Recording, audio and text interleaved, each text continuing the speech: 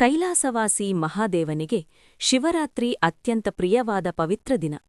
ಈ ದಿನ ಭಕ್ತಿಯಿಂದ ಶಿವನನ್ನು ಪೂಜಿಸಿದವರಿಗೆ ಶಿವನು ವಿಶೇಷ ಅನುಗ್ರಹ ನೀಡುತ್ತಾನೆ ಎಂದು ಶಿವಪುರಾಣದಲ್ಲಿ ಹೇಳಲಾಗಿದೆ. ಶಿವರಾತ್ರಿಯೆಂದು ಶಿವ ಪಾರ್ವತಿಯರ ವಿವಾಹ ಮಹೋತ್ಸವ ನಡೆಯಿತು ಎನ್ನಲಾಗುತ್ತದೆ.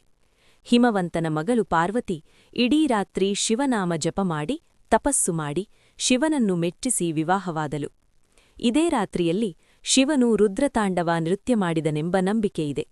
ಸಮುದ್ರ ಮಂಥನದ ವೇಳೆ ಉದ್ಭವವಾದ ವಿಷವನ್ನು ಶಿವನು ಲೋಕರಕ್ಷಣೆಗಾಗಿ ಕುಡಿದನು. ವಿಷ ಗಂಟಲೊಳಗೆ ಉಳಿಯುವಂತೆ ಪಾರ್ವತಿ ಇಡೀ ರಾತ್ರಿ ತಡೆದಳು. ಆದ್ದರಿಂದ ಶಿವನು ನೀಲಕಂಠನಾದನು. ಭಗೀರಥನ ತಪಸ್ಸಿಗೆ ಮೆಚ್ಚಿ ಗಂಗೆಯನ್ನು ಭೂಮಿಗೆ ಹರಿಸಿದ ದಿನವೂ ಇದೇ ಶಿವರಾತ್ರಿ ಎಂದು ಪುರಾಣಗಳು ಹೇಳುತ್ತವೆ.